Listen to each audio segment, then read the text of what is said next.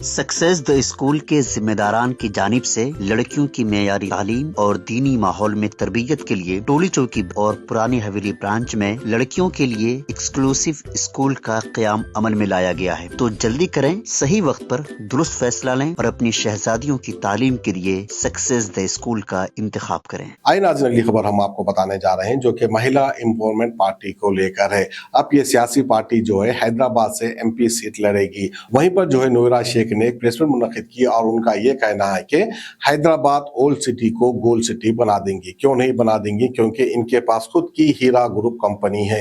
हीरा group company है, gold company तो नहीं है, लेकिन फिर भी जो है गोल्ड सिटी बनाने की ये बात कर रही है। वहीं पर ये कह रही है कि जीतूंगी या नहीं जीतूंगी, अगर जीतूंगी तो हैदराबाद के सारे बच्चों को जो है मुफ्त में तालीम दूंगी। फर्स्ट क्लास से लेकर 10th क्लास तक किसी भी बच्चे को फीस भरने की जरूरत नहीं पड़ेगी। पता नहीं इतना पैसा इनके पास कहां से आ गया।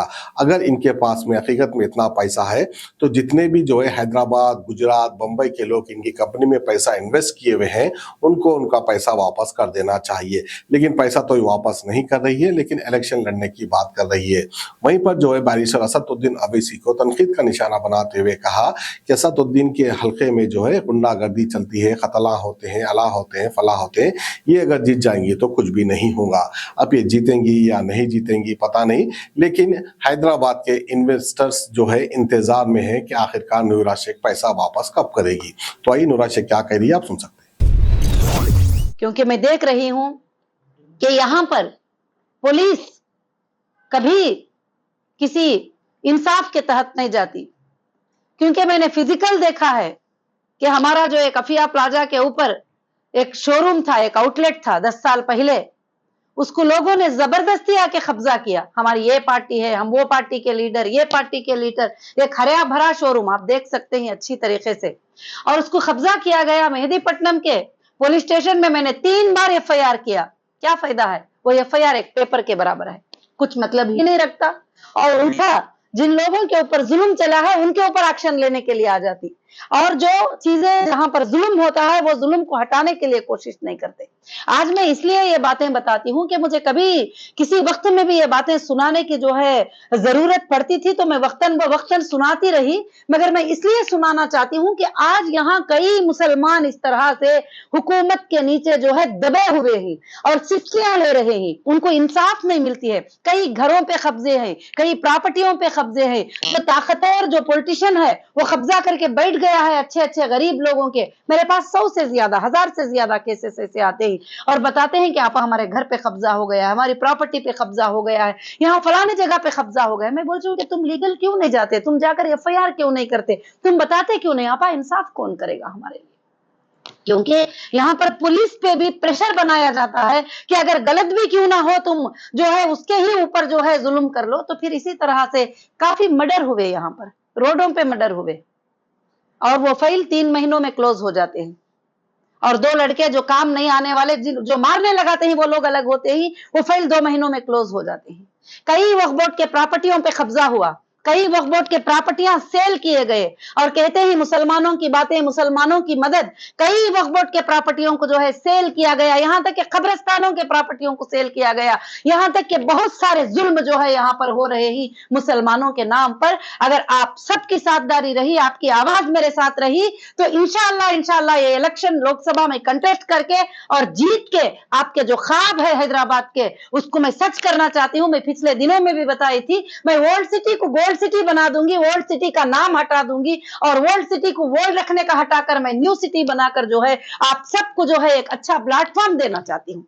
मैं सिर्फ इसलिए पार्टी को लॉन्च किया कि मेरे ऊपर 2010 से लेकर जुल्म जुल्म जुल्म जुल्म जब करते थे, ना मैं पॉलिटिशियन थी, ना मेरे बाप दादा पॉलिटिशियन ही, ना मुझे पॉलिटिक्स आती है ना आती थी। और उस वक्त से जब मैंने ये पॉलिटिकल जुल्म को जो देखा, जो असदुद्दीन ओवैसी साहब ने मेरे ऊपर तरह तरह का जो जुल्म किए, जो रात में 12 बजे पुलिस को भेज देना सर्च वारंट देके और उनको भेज देना, इनको भेज देना, और जीत जाने के बाद भी मैं केस फिर उसको रीओपन कराना और सताना, सिर्फ उनको मेरी एक अकेली औरत से डर लगता है। पूरे देश में जितनी औरतें हैं उनसे उनको कोई डर नहीं लगता, एक अकेली औरत से डर लगता है। अब और घबराए हुए हैं, क्यों?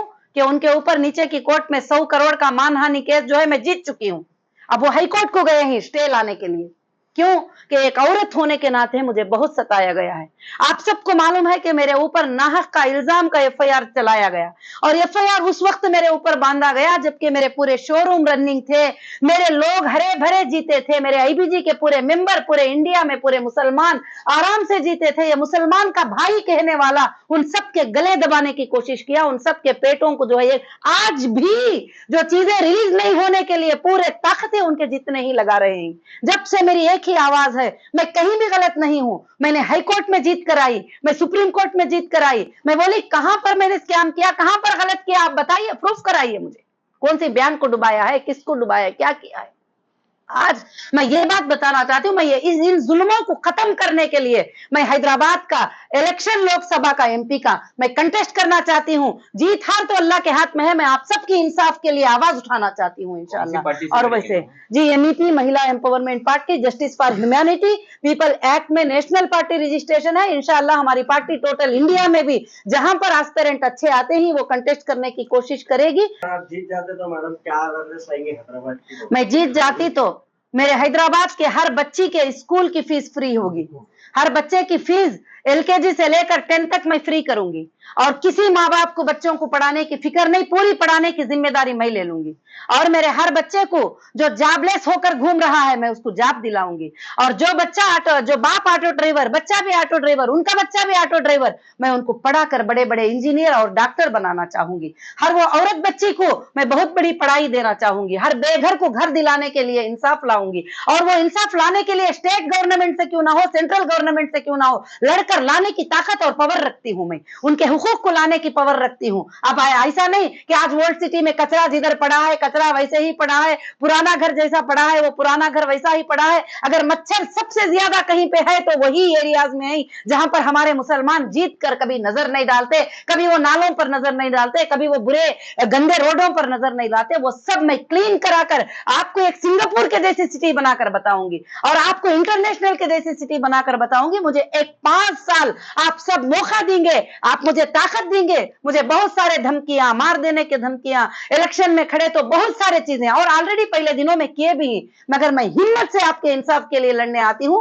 अगर मुझे मार भी दिए तो कोई परवाह नहीं है। आप सब आगे यूथ आ जाएंगे एक दिन फिर उठकर कि आप इंसाफ के लिए लड़ने आएंगे। जो हुकूमत 40 साल से चलाकर लोगों को धोखा दे रहे हैं मुसलमानों के नाम पर, उन सबको हटाने के लिए मेरे नौजवान बच्चे और मेरे भाई और बहन सब के सब उठकर आएंगे तो मैं ये इलेक्शन जरूर कंटेस्ट करूंगी। आज का प्रेस कॉन्फ्रेंस का मेरा यही मकसद है कि आप सब मेरे साथ रहेंगे तो मैं लड़कर जरूर ये इलेक्शन जीत कर आपके लिए वर्ल्ड सिटी को मैं गोल्ड सिटी बनाऊंगी। यही मेरा वादा है। गोल्ड सिटी बनाने का मतलब तुम्हारे घरों में खुशियां, तुम्हारे बच्चों के घरों में खुशियां और तुम सबको आगे बढ़ाने के लिए मैं कोशिश करूंगी। सक्सेस द स्कूल के जिम्मेदारान की जानिब से लड़कियों की मेयारी तालीम और दीनी माहौल में तरबियत के लिए टोली चौकी और पुरानी हवेली ब्रांच में बच्चियों की तालीम और तरबियत के लिए एक्सक्लूसिव स्कूल का क़याम अमल में लाया गया है। ऐसे वालिदैन जो अपने बच्चियों की मेयारी तालीम और तरबियत के लिए किसी मेयारी तालीमी इदारा की तलाश में है तो इस सिलसिले में पुरशिको इमारत और कुशादा क्लासरूम में आपकी बच्चियों की तालीम, तरबियत, हुस्न अखलाक, हिफ्ज़ कुरान करीम और स्पोर्ट्स के अलावा तालिबात की खवातीन अमले के जरिए निगरानी व हिफाजत का इत्मीनान बख्श माहौल है। तो जल्दी करें, सही वक्त पर दुरुस्त फैसला करें और सक्सेस द स्कूल का इंतखाब करें।